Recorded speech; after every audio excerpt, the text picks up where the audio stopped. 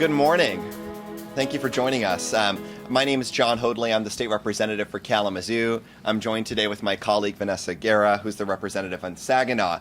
And we're here today to talk about a really critical issue that's facing Michigan, and that's the need for campaign finance reform. There was an exclamation point put on this today when the Center for Public Integrity released a report that shows that when it comes to transparency, Michigan is dead last at 50th in the country. In fact, in previous reports, they've said that our lobby law is so weak that it was nearly impossible to determine which companies were spending millions of dollars to influence our elections and legislative process. Even worse, they pointed out that there is no financial disclosure system in our current in Michigan for state elected officials. Our total lack of transparency, like I said, makes us 50th in this country. Now, there's some folks that say that we shouldn't be worried about it, but of course, these are the folks that are benefiting from the current system as the way it is. Over the last few decades, and this is something we've talked a lot about, we have seen a massive shift in the way that we fund elections. With this rise of dark money and super PACs, if there is a wealthy special interest, a secretive donor, they can have significant influence on an election process. And in fact, then, it forces some candidates to curtail to the whim of those donors. When money suddenly appears without key information, it is ripe for problems in our system. In fact, a report that was recently released by the Brennan Center in the National Institute for Money and State Politics entitled Justice at Stake revealed that in 2014, the Michigan Supreme Court election campaign was the most expensive and least transparent in the nation when it came to judicial elections. Unfortunately, this is also the third cycle in a row that Michigan has had the distinction of receiving that title. That means for the last 6 years, many of the candidates running to interpret and uphold the laws in Michigan are being funded by exorbitant amounts of money that we don't know where it's coming from. And they have to then be our impartial decision makers when they make legal precedent. Dark money that comes from people whose names we don't disclose cannot help but have a corrupting influence on the process. So that's why I'm joined here with my colleagues, and of course our colleagues later in the Senate, to require the closure of the loopholes that exist in campaign finance and require greater disclosure when it comes to super PACs.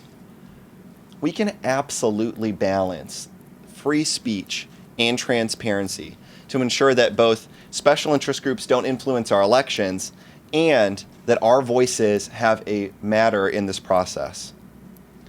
In a world where invisible backers with unlimited resources can fund candidates they like and they approve of, who will consistently vote their way, there is no democracy. This is not a government of the people, by the people, and for the people. Rather, this is a government of special interests for special interests. So it's time that we change that. It's time that we give our government back to folks that need to have a voice in the matter because our lives are impacted by this. And this process, though, won't happen unless we fund and elect candidates at every party, at every level of office, in an open and transparent way. So together with our colleagues in the Senate, we are here to propose a package of bills that will radically transform campaign finance landscape in Michigan and make it more transparent and accountable to the public. My bill, House Bill 5067, will change the way that we deal with candidate fees and late filing fees. In the current system, if a candidate for office turns in a late statement of support of organization or a late quarterly campaign statement, or maybe they fail to report a late contribution as it comes up to the election, the candidate can actually use money in their committee to pay for those fines. But by having the committee pay the fine, the candidates don't often feel the total accountability of their actions and the consequences of their actions.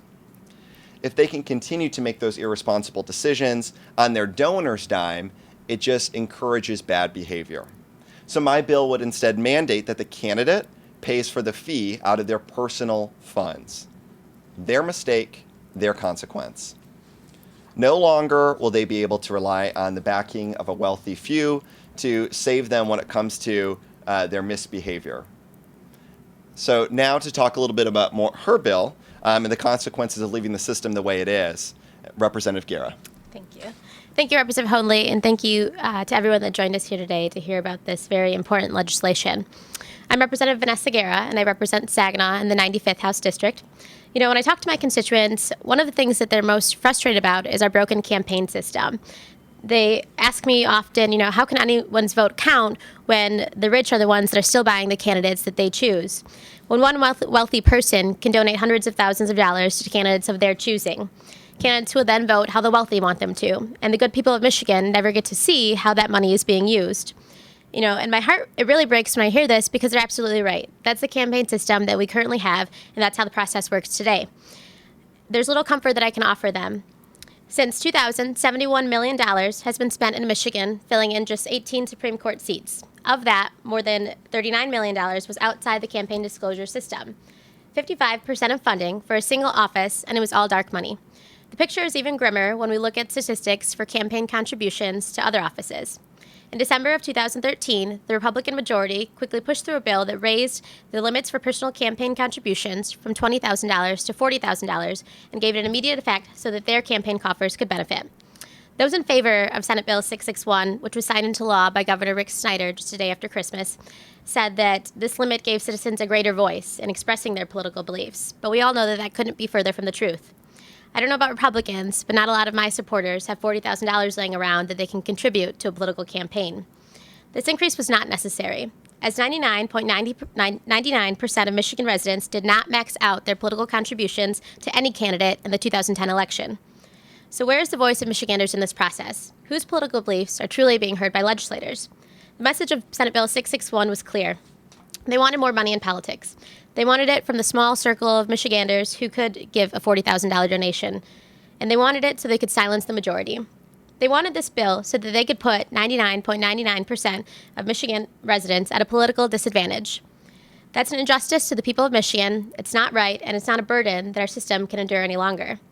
Unless we want a system where the amount of money you make directly determines your political value, we need to make changes to our system.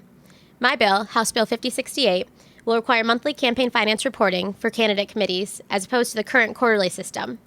Increasing transparency means not only increasing access to the amount of information, but the frequency with which voters can access that information. In doing this, we're not only holding candidates accountable, but their donors as well. And changing the nature of reporting will make it so that people can see in real time the effect that secret, last-minute contributions can have on a race. It's time for true transparency in this process, not just the wealthy special interest group's idea of what transparency is.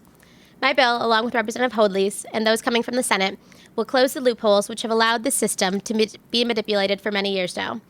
Our current cycle, which puts the needs of the majority at the mercy of a rich minority, ends today. It's time we put names, faces, and agendas to the money which fuels campaign finance here in Michigan. We're putting elections and the fate of our government back in the hands of Michigan voters, all Michigan voters, not only ones with blank checks and open wallets that can contribute. Thank you for joining us today and hearing about this very important legislation.